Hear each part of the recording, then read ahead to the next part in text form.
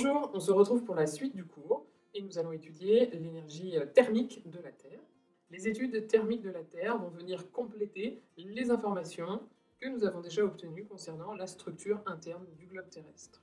En effet, de nombreux éléments, comme par exemple le rejet de lave au niveau des volcans, mais également les geysers ou les sources thermales, nous montrent qu'il existe des processus libérateurs de chaleur à l'intérieur du globe. La Terre est une planète qui est chaude, tectoniquement active. C'est pourquoi aujourd'hui nous allons définir et caractériser le gradient géothermique, mais également faire le lien entre ce gradient géothermique à l'intérieur de la Terre et les différents modes de transfert thermique. Puis enfin, nous verrons, grâce à la technique de tomographie sismique, que la Terre présente des hétérogénéités thermiques et nous verrons à quoi elles sont liées. Petit rappel du plan, nous sommes dans le grand B, l'apport des études thermiques à la connaissance du globe terrestre, et voyons de suite le petit 1 qui concerne le gradient géothermique. Vous aviez à construire un graphique. Ce graphique représente l'évolution de la température en fonction de la profondeur, et on peut remarquer que la température augmente avec la profondeur. Il s'agit de ce que l'on appelle le gradient géothermique. Alors, si on prend ici l'inverse du coefficient directeur de cette droite, on peut remarquer que la température varie de 0,03 degrés par mètre, soit un gradient moyen à la surface de la Terre d'environ 30 degrés par kilomètre. Ce gradient de 30 degrés par kilomètre est une moyenne. En effet, il peut varier d'un endroit à un autre. Par ailleurs, il faut savoir que les différents points qui nous ont servi à faire cette courbe ont été obtenus la plupart du temps à partir de forages. Alors le forage le plus profond dépasse à peine 10 km. Donc pour connaître ensuite la température sur l'ensemble de l'intérieur du globe terrestre, il a fallu utiliser d'autres méthodes. D'ailleurs, si on utilise ce gradient géothermique et que l'on l'applique au rayon de la Terre, on trouverait au centre de la Terre une température de plus de 192 000 degrés. Évidemment, cette température est extrêmement importante et ce n'est pas la température qu'il fait au centre du noyau terrestre. En effet, les géologues estiment que la température se situe davantage entre 5000 et 6000 degrés au centre de la Terre. Alors comment les géologues ont-ils pu déterminer cette fourchette de température au centre de la Terre, entre 5000 et 6000 degrés? Tout simplement en recoupant différentes études, que ce soit des données sismiques, avec la propagation des ondes émises lors d'un séisme, ou également en utilisant des études en laboratoire. On va étudier des roches, on va étudier des éléments chimiques, en leur faisant varier la température et la pression, et voir et bien, du coup, à partir de quel moment ces éléments vont changer d'état. Et enfin, grâce à l'étude de roches qui vont être remontées avec la lave au moment d'une éruption volcanique, des roches d'origine profonde qui pourront ensuite être étudiées en laboratoire. Alors évidemment, ce sont des méthodes avec une légère incertitude. Alors pour déterminer ces températures, qui ne sont pas évidemment exactes, les géologues s'appuient sur des points de repère. Par exemple, si on prend le noyau externe, on sait qu'il est liquide puisque les ondes S ne s'y propagent pas. On sait également, d'après les profils sismiques, qu'il est essentiellement constitué de fer. Eh bien, on sait qu'à cette profondeur-là, donc au niveau du noyau externe, on a 150 gigapascales à 330 gigapascales en termes de pression. Eh bien, à ces pressions-là, le fer est sous forme liquide entre 4000 et 5000 degrés. Donc, ça permet aux géologues de fournir comme ça une fourchette pour savoir quelle est la température interne à cet endroit-là.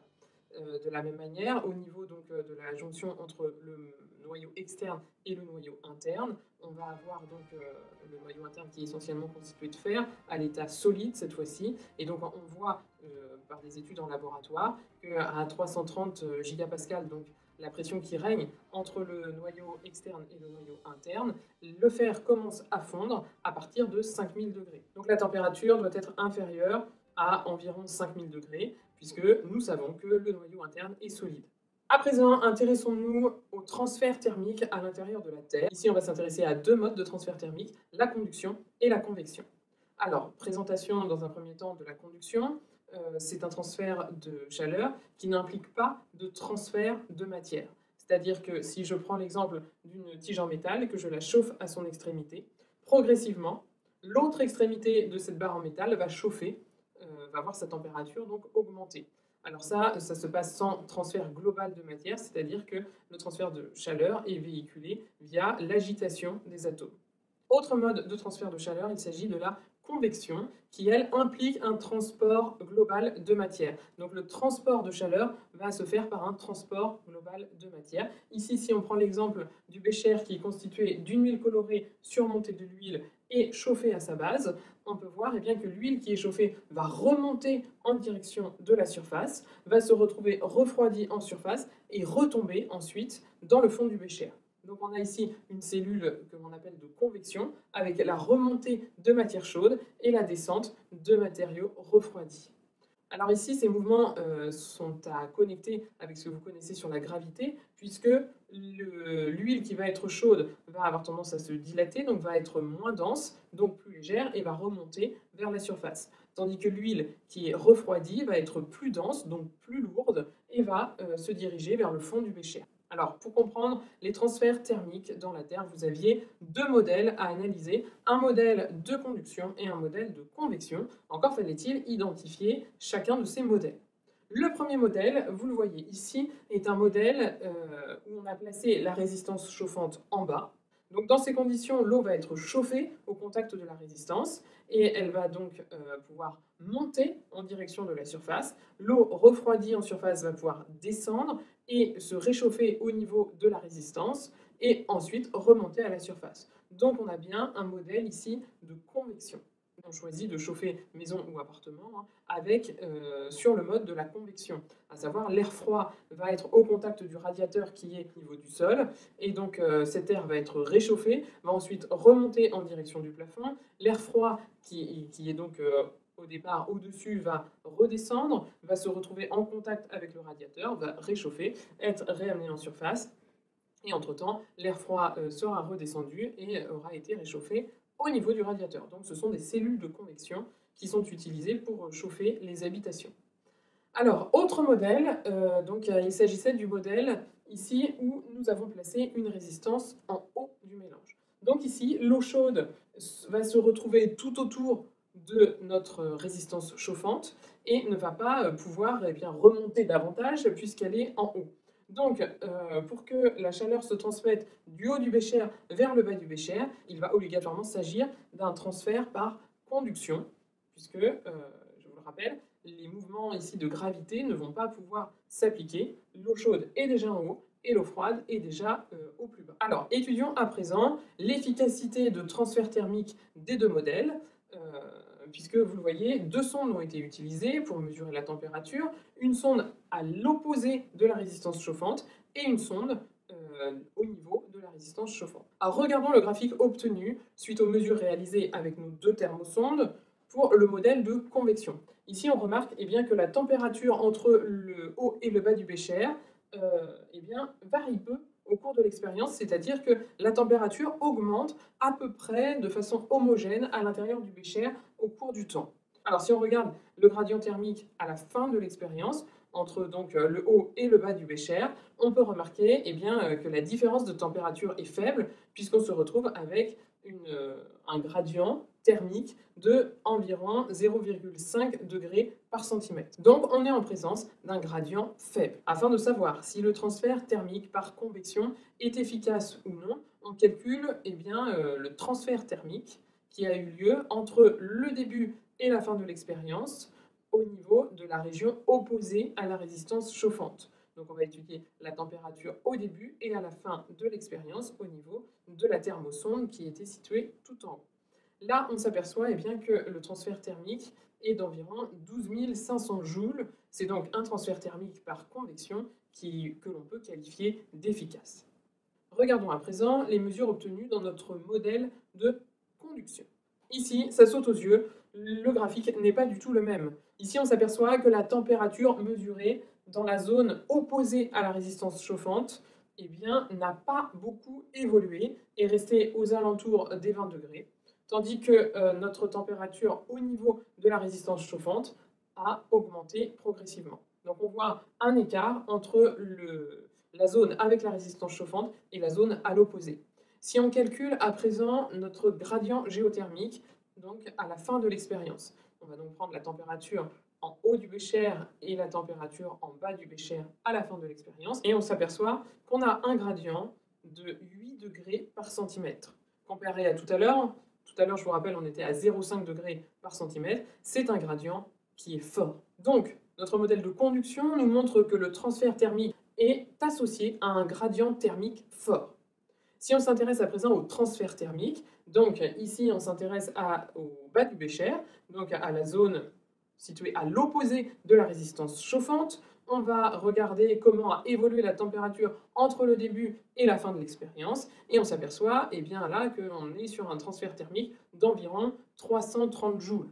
Donc un transfert thermique qui est bien plus faible que nos 12 000 joules précédemment mis en évidence avec notre modèle de convection. Donc pour la conduction, le gradient thermique est fort et le transfert thermique est faible. A l'inverse, pour la convection, le transfert thermique est fort, néanmoins le gradient est faible. Confrontons à présent ces informations à notre gradient géothermique. Ici, ce que l'on peut voir, c'est que dans un premier temps, au niveau de la lithosphère, la température augmente très rapidement par chaque kilomètre parcouru. Donc, on se retrouve avec un écart de température assez important entre la surface de la lithosphère et la base de la lithosphère. Donc on est en présence d'un gradient géothermique qui est fort. Et nous l'avons vu, un gradient géothermique fort est associé à un transfert thermique par conduction. On peut donc affirmer que les transferts thermiques ont lieu par conduction dans la lithosphère. À présent, si l'on regarde l'asténosphère et le manteau inférieur, bref, si on regarde l'ensemble du manteau qui est situé sous la lithosphère, on remarque que le gradient géothermique est faible, c'est-à-dire que la température n'augmente pas beaucoup pour chaque kilomètre parcouru. Évidemment, elle augmente puisqu'on s'enfonce dans la Terre, mais avec un gradient beaucoup plus faible que dans la lithosphère. Un gradient faible est associé à un mode de transfert thermique par convection. On peut donc affirmer que dans le manteau asténosphérique et le manteau inférieur, la chaleur se transmet par convection.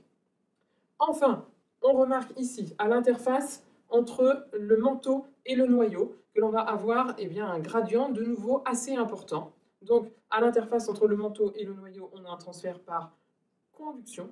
Et enfin, dans le noyau externe, nous allons avoir un gradient qui devient beaucoup plus faible, donc à nouveau des transferts par convection. À ce stade, il est important de préciser une chose, c'est que nos modèles nous permettent de simplifier la réalité et donc nous ont permis d'étudier la conduction et la convection. La limite qui est à signaler, c'est que nous avons fait l'étude sur des liquides, c'était de l'eau. Évidemment, dans la Terre, ici, ce sont des roches qui sont solides que l'on étudie, à l'exception du noyau externe qui lui est liquide et donc qui va être animé de mouvements de convection qui se rapproche donc de ce que nous avons vu dans le modèle. Dans le manteau, la convection a bien lieu dans des roches qui sont solides. Évidemment, il faut appréhender cette convection sur de très grandes échelles de temps, avec une échelle de temps géologique. Il y a bien de la convection dans le manteau. Nous avons des roches qui se déplacent très lentement, de quelques centimètres à peine par an, et donc qui vont être animées de ces mouvements de convection, même si ce sont des éléments solides. Donc vous l'avez vu, grâce à différentes données scientifiques, les géologues ont construit un modèle thermique de la Terre. Cependant, si on s'intéresse au manteau, on va retrouver des variations dans certaines régions de la température par rapport notamment à ce modèle thermique. Certaines zones vont être plus chaudes, d'autres vont être plus froides, et c'est ce que l'on va voir immédiatement grâce à la technique de tomographie sismique. Cette technique se base sur des variations de la vitesse des ondes sismiques par rapport à un modèle théorique. Alors le modèle théorique, vous l'avez vu, il s'agit du modèle PREM. Ce modèle qui donc, en ayant étudié énormément de séismes, définit la vitesse des ondes sismiques théoriques en fonction de la profondeur à l'intérieur du globe. Suite à un séisme, les géologues vont étudier le temps d'arrivée des ondes, notamment par rapport à ce modèle. Et si les ondes arrivent en avance, cela voudra dire qu'elles ont été accélérées en profondeur par rapport au modèle théorique, c'est-à-dire qu'elles ont rencontré une zone de densité supérieure à celle qui était prévue dans le modèle. De la même manière, si les géologues enregistrent des ondes qui arrivent en retard, ça veut dire qu'elles ont été retardées en profondeur, ça veut dire qu'elles ont rencontré des matériaux moins denses que ce qui est prévu dans le modèle. Donc, évidemment, vous comprenez bien que cela est basé sur ce que nous avons déjà vu. Plus un matériau est dense, plus la vitesse des ondes sismiques sera importante, et moins un matériau est dense, moins sa vitesse sera importante. Donc ces variations de densité sont à mettre en relation avec des variations de température, puisque des matériaux qui vont se retrouver plus chauds seront moins denses, et donc la vitesse des ondes sismiques sera ralentie. A l'inverse, des matériaux qui sont froids vont être plus denses, et donc les ondes sismiques s'y propageront plus rapidement. Donc en étudiant énormément de séismes, on va pouvoir construire des cartes en replaçant ces anomalies de vitesse. Lorsque l'on a sur ces cartes de tomographie sismique une zone qui apparaît en rouge, cela veut dire que les ondes sismiques ont été retardées en profondeur. Et si on a sur la carte une zone qui apparaît en bleu, cela veut dire que les ondes sont arrivées en avance par rapport au temps prévu. Donc vous aviez différentes zones à étudier grâce à un logiciel de tomographie sismique, différents contextes géodynamiques, pour mettre en évidence l'hétérogénéité au niveau thermique du manteau. Donc la première région qui était à étudier, c'était une région de dorsale. Donc dans un premier temps, il fallait choisir le bon modèle pour réaliser la coupe de tomographie sismique. Donc la dorsale qui était à prendre, c'était la dorsale atlantique, mais évidemment, ça pouvait être une autre dorsale prise sur la carte. Pour réaliser la coupe, il fallait la réaliser perpendiculairement à l'axe de la dorsale. Et donc, on peut observer sur cette coupe une anomalie négative, c'est-à-dire un ralentissement de la vitesse des ondes sismiques. Nous avons ici la présence de matériaux chauds. Alors sur cette coupe, on remarque que l'anomalie négative n'a pas une origine très profonde, puisqu'elle commence aux alentours de 400 km. La deuxième zone qui était étudiée, c'était une zone de subduction. Donc ces zones qui sont caractérisées par la présence d'une fosse océanique, mais également par la présence de nombreux séismes et de nombreux volcans. Elle vous a été présentée dans l'activité précédente, lorsque vous avez travaillé sur la lithosphère et la sténosphère. Je vous rappelle du coup que la zone de subduction, c'est une zone où on va avoir une lithosphère qui plonge dans la sténosphère. Donc, dans cette zone de subduction, il fallait évidemment choisir le bon modèle, ici approprié à cette nouvelle coupe, et ensuite réaliser sa coupe perpendiculairement à l'axe de la fosse océanique. Ce que l'on peut voir ici, eh bien vous le voyez en diagonale, c'est une zone d'anomalie positive, c'est-à-dire une zone ici qui apparaît en bleu. Les ondes sont accélérées. On a présence de matériaux froids ici perpendiculairement donc à l'axe de la fosse océanique. Troisième contexte qu'il fallait étudier, il s'agissait donc d'une zone de point chaud. C'est une zone où on va retrouver des volcans, mais des volcans qui ne sont ni des volcans associés au dorsal, ni des volcans associés à la subduction. Alors, l'exemple qui était à prendre, c'était la Polynésie française. Donc ici, on se repère par rapport aux données de longitude et de latitude qui vous étaient données. Et on observe ici donc, une anomalie négative.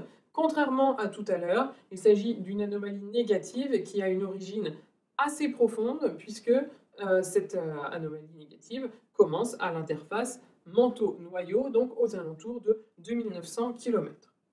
Donc ici, on a trois exemples avec la dorsale, où on va observer notre anomalie négative, donc présence de matériaux chauds, donc remontée de matériaux chauds. Notre zone de subduction avec notre anomalie positive, on va avoir ici cette fois-ci des matériaux qui sont froids et du coup une descente de matériaux froids. Et pour notre point chaud, eh bien, on va avoir une anomalie négative, donc des matériaux qui sont chauds et qui remontent. Donc ces trois exemples montrent bien qu'il y a une hétérogénéité à l'intérieur du manteau. Évidemment, on observe latéralement des variations de la température. Ces variations sont à corréler avec ce que nous avons vu précédemment, c'est-à-dire que les transferts thermiques s'effectuent essentiellement par convection dans le manteau. Donc ici, ces variations de la température au sein du manteau prennent tout leur sens si l'on reprend notre modèle de convection. En effet, la convection, c'est la remontée de matériaux chauds et la descente de matériaux froids. Donc au niveau des points chauds et au niveau de la dorsale, on va avoir la remontée de matériaux chauds, donc notre partie ascendante de la cellule de convection. Et au niveau d'une zone de subduction, on va avoir la descente de matériaux froids, donc notre partie descendante de notre cellule de convection. Voyons à présent ce qu'il faut retenir de ce grand B. La température augmente avec la profondeur à l'intérieur de la Terre. D'ailleurs, cette température augmente environ de 30 degrés par kilomètre dans la lithosphère. Au-delà des zones de forage, les scientifiques vont déterminer cette température de façon indirecte. Ils vont alors recouper différentes études, notamment sismiques, mais également effectuées en laboratoire pour déterminer la température. Le gradient géothermique n'est pas le même partout à l'intérieur de la Terre. En effet, ce gradient est fort dans la lithosphère et également fort à l'interface manteau-noyau. et il est faible dans le manteau situé sous la lithosphère, et il est également faible dans le noyau externe. Le fait que le gradient géothermique soit tantôt fort, tantôt faible, s'explique par des modes de transfert thermique différents en fonction des enveloppes de la Terre. En effet, dans la lithosphère, ainsi qu'à l'interface entre le manteau et le noyau, le transfert de chaleur s'effectue par conduction, tandis qu'au niveau du manteau situé sous la lithosphère, mais également dans le noyau externe, les transferts de chaleur s'effectuent par convection. En effet, le manteau inférieur ainsi que la sténosphère sont bien solides, ils sont constitués de péridotites, néanmoins, ils sont ductiles, ce qui permet la convection. Et le noyau externe est quant à lui liquide. Des études sismiques révèlent que l'on a une variation de la vitesse des ondes sismiques par rapport à la vitesse attendue par le modèle PREM. Ces variations de vitesse s'expliquent par des hétérogénéités thermiques au sein du manteau, hétérogénéité thermique qui s'explique à leur tour par les transferts de chaleur dans le manteau qui s'effectuent par convection et qui impliquent des déplacements de matière, à savoir la remontée de matériaux chauds et la descente de matériaux froids. À présent, pour conclure et élargir, voici la carte du flux géothermique que nous reverrons plus tard. Le flux géothermique, qu'est-ce que c'est? Eh bien, c'est l'énergie dissipée par la Terre par unité de temps et par unité de surface. Ce que l'on peut voir, c'est que ce flux géothermique est inégalement réparti à la surface de la Terre. En effet, où est-il plus important? Si on corrèle ce qui a été vu avant, avec les cartes notamment que vous avez étudiées, eh bien c'est au niveau des dorsales que le flux géothermique est le plus important. Alors si on replace l'ensemble dans son contexte, le flux géothermique est important au sommet d'une cellule de convection. Cela suggère que donc nos dorsales constituent le sommet des cellules théoriques de convection, donc sont des zones avec une remontée de matériaux chauds d'origine mantélique. Nous y reviendrons. Cette carte elle peut également être corrélée avec la carte des différentes plaques tectoniques à la surface de la Terre. Justement, c'est ce que nous allons voir dans ce chapitre 2, la dynamique de la lithosphère. Avec, pour commencer, une introduction, quelques rappels de quatrième. Donc, si l'on étudie la carte de répartition des séismes et des volcans, on peut alors délimiter les plaques lithosphériques. Je vous rappelle en effet que la plaque lithosphérique vous a été définie en quatrième comme une zone stable géologiquement, définie par des frontières tectoniquement très actives, c'est-à-dire par des zones où il y a énormément de séismes et de volcans. Alors, on peut observer du coup, la carte des différentes plaques. Alors, on vous a précisé au collège qu'il y avait une douzaine de plaques. En réalité, il y en a un peu plus, puisqu'il y a des micro-plaques qui permettent de comprendre la tectonique globale. Ce sont des plaques lithosphériques. En effet, c'est la lithosphère qui est découpée en plaques, qui vont être mobiles les unes par rapport aux autres, avec des mouvements de divergence, de convergence ou de coulissage. Ce sont les plaques entières qui se déplacent, ce ne sont pas juste les continents. Et la lithosphère, c'est la lithosphère océanique et continentale, vous le voyez, avec les limites de plaques. Alors que ce soit par le passé avec différentes méthodes ou aujourd'hui avec des techniques beaucoup plus précises comme le GPS, le mouvement des plaques a été quantifié. Alors justement, pour quantifier ce déplacement, revenons un petit peu en arrière, en 1962, Harry Hess va formuler une hypothèse, celle d'une expansion au niveau des fonds océaniques, c'est-à-dire au niveau des dorsales. Il émet l'hypothèse qu'il y a la remontée de matériaux chauds au niveau des dorsales, ce qui va donner naissance au fond des océans, plancher océanique qui va ensuite s'écarter progressivement, animé donc de ces mouvements de divergence. Aujourd'hui, vous allez travailler sur le paléomagnétisme et voir comment l'aimantation que l'on va retrouver dans les roches va donner des informations sur ces mouvements de divergence au niveau des dorsales. Alors, l'école sans mur, mais vous continuez de travailler, alors bon courage et bon confinement.